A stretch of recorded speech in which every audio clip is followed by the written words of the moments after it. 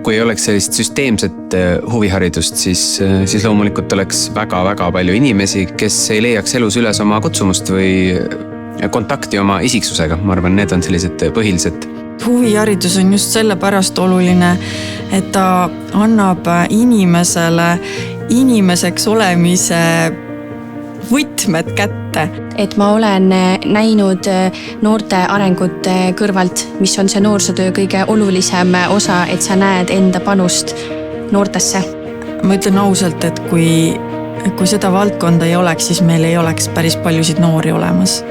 Ja mulle tundub, et väga mitmete noorte potentsiaal siin elus jääks märkamata, nende tugevused jääksid märkamata ja kui me neid ei märka, siis ei saa me neid ka toetada. Haridus, mille noored saavad, on siuke nagu DNA kaksikheeliks, mille üks osa on siis formaalharidus, mida sa saad koolis ja teine osa on siis just see, mida sa saad väljaspool kooli, kas siis noortekeskuses, huvihariduses või kusagil huviringis käies. Et see on see, mis teeb sinust lõpuks inimese ja kui üks pool sellest puudu on, siis sa oledki poolik.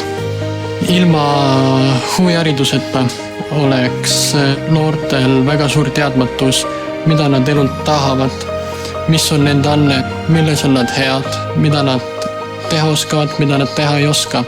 Ma olen enesekindlamaks muutunud, oskan ennast paremini nüüd väljendada.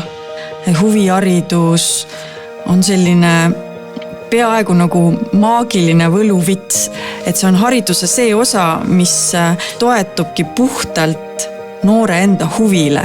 See tähendab, et ta tuleb koos sisemise motivatsiooniga, säravate silmadega, ta tuleb vabatahtlikult. Ma ei näeks oma elu teistmoodi, et sellepärast, et ma olen hästi palju sealt kaasa saanud, nagu piljardi mängimine, lauatennise mängimine ja veel videote tegemine.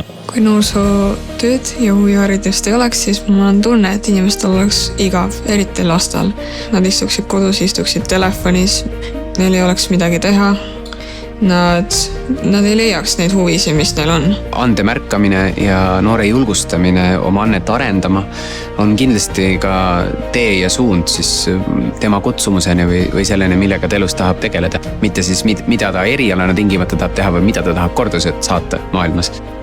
Huviharidus on üks võluvamaid kohti, kus kohas harjutada tulevikupädevusi, loovust, koostööoskust, vigade tegemist, seda on väga vaja õppida, sellist probleemipõhist lähenemist.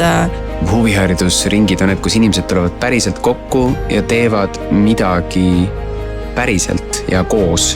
Ja see ühe erialaga süvitsi tegelemine ühes kambas, ühes klassis, ta andis ikka sellise tohutu jõu ja huvi lugeda, kirjutada, käia palju teatris, kuna ma käisin teatriklassis. Võib isegi niimoodi öelda, et huviharidus on tabureti ülivajalik kolmas jalg. See on see koht, mis kannab sind läbi elu võib-olla kõige raskemate hetkede. Jah, ma tean, ma suudan, ma oskan, mul on see minu huvi. Neile, kes kahtlevad, kas minna huviringi või mitte minna, ütlen kindlalt. Minge ja ärge isegi kahelge. Proovimata jätmine võib tähendada, et jääd millestki väga olulisest ilma.